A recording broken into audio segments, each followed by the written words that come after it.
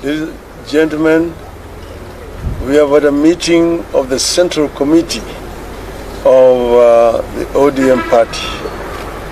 Central Committee is the organ of the party that deals with managerial issues in the party and also issues of policy. We have had a comprehensive meeting today, and we have a statement which is going to be read to you by the Secretary General, Honorable Edwin Sifuna. Thank you, Your Excellency. We proceed straight to the statement of the Central Committee meeting of 2nd July 2024. And it is titled, "This is Kenya's Last Best Chance." The Central Committee of the party has this morning held a meeting to deliberate on the ongoing crisis in Kenya. This meeting is happening at a most difficult time for our country, given all that has happened in the last few weeks. We are acutely aware that many families are still in mourning, having lost their loved ones, with civil society groups estimating that over 30 young Kenyans fell to the regime bullets in the course of the street protests. Many of these families are yet to bury these victims. On behalf of the entire ODM party, the Central Committee extends its deepest condolences to all those who have lost their loved ones and pray that God will comfort them in this time of tragedy. We also know that many were injured and some are still in hospital. We wish all of them quick recovery. We are in awe of the Kenyan youth who, through their unity of purpose, have stood with their fallen colleagues and raised vast sums of money in very short times to pay hospital bills for the injured. As a mass movement that has been on this journey of true liberation for a long time, we know how difficult it is to achieve some of the things that we have seen you do. You have absolutely earned our respect as a party, and we salute you. As believers in the right to peaceful protest as enshrined under Article 37, we condemn in the strongest terms possible the abuse of police power in the deployment of violent suppression techniques on innocent and armed protesters. Our position is that no one has to die in exercise of the rights under Article 37. We further condemn the ongoing arbitrary abductions of innocent Kenyans who are carted away in the most violent and inhumane manner and held incommunicado for days. As we speak, the reports are that upwards of 50 individuals have been illegally abducted and their whereabouts remain unknown. To make it worse, it is clear that no one in government is ready to take responsibility, to render an apology, or to make amends. The head of state himself has tried to distance his regime from these killings, injuries, and abductions, instead conjuring up theories when everyone can see the blood on his hands. We have the most callous, insensitive, and obtuse regime in the history of Kenya. It is no wonder that chants of Ruto must go are ringing out all across our land. Government must never abdicate its responsibility to protect life and the property of its citizens, and if it does, as Ruto has done, it deserves to go. As a party that was founded on the tenets of social justice, we shall walk the journey of bringing about justice and accountability for all of the regime's crimes since they took power. We stand with the people in their quest to liberate themselves politically, socially, and economically. Kenyans asked us to stand with them against the punitive tax proposals in the finance bill, and we did. Of the 115 members of the National Assembly who stood with the people and voted against the bill on the floor, 73 were in fact members of ODM. We applaud these great patriots and thank them for being true representatives of the people.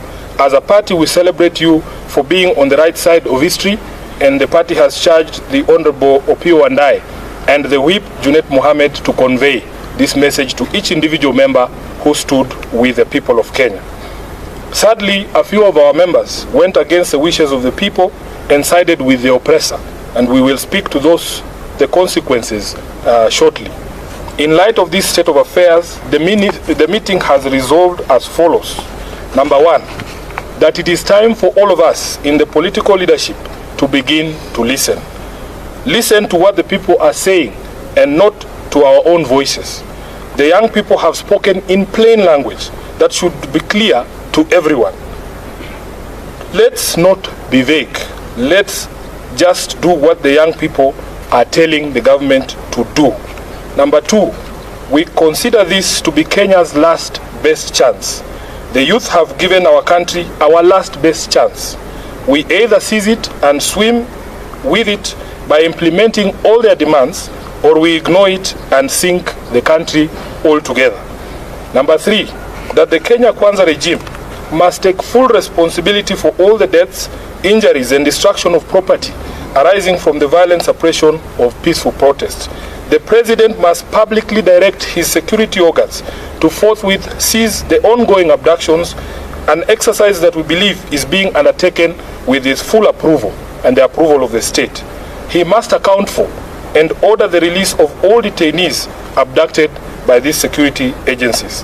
Number four, that the Independent Police Oversight Authority must expedite investigations into all these incidents, including allegations of mass murder by police in Githurai and in Rongai. We were shocked to watch the president claim on live television that only one life was lost. It tells you how out of touch with reality he is. Number five, that in our view, what happened on the 25th of June 2024 amounted to a vote of no confidence in the Ruto regime. It is clear that this fact is totally lost on Ruto. It is reflected in his petulant proposals on how we manage our economy following the rejection of his tax bill. Instead of focusing on cutting wastage, opulence, and corruption in his regime, he is hitting back at the Kenyan people with threats to cut funding for the judiciary and the county governments. Six, that the ODM party will support credible austerity measures in the executive and in parliament. These two institutions have been expressly indicted by the people as citadels of largesse and wastage, with fresh memory of the invasion of parliament and standing threats for occupation of the executive seat of power. These two institutions must have an honest introspection on their contribution to our current predicament and take measures to lessen the taxpayers' burden. As a party funded by taxpayers ourselves, we will also be taking steps to scale down on our presence across the country and some of our activities to reflect this new economic reality. Lastly, that ODM shall initiate and lead recall processes in the following constituencies in light of the current office holders' repeated violation of their sacred oath and the wishes of their electorate. Number one, Game constituency. Number two, Bondo constituency.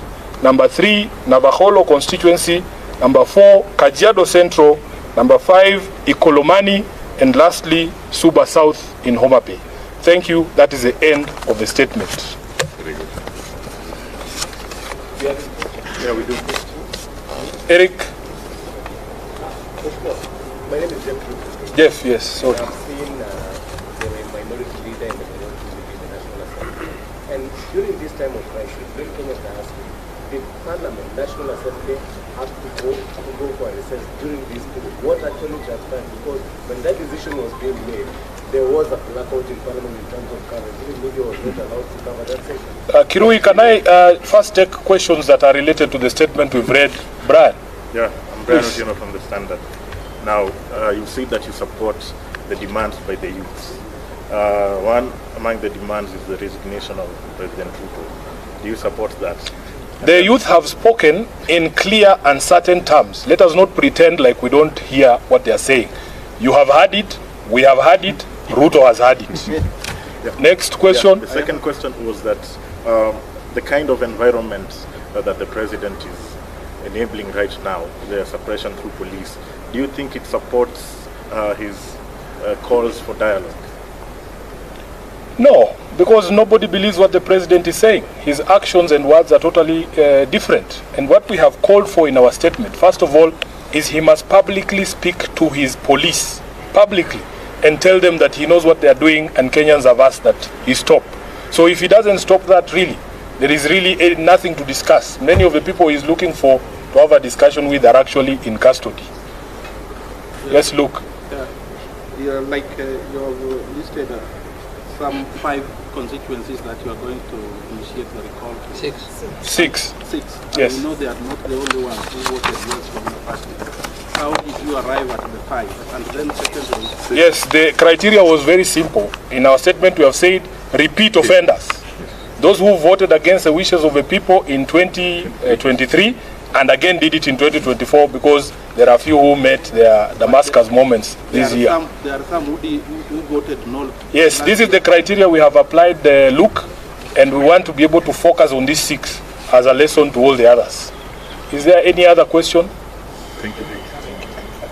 Thank you. Thank you very much. Asanteni sana.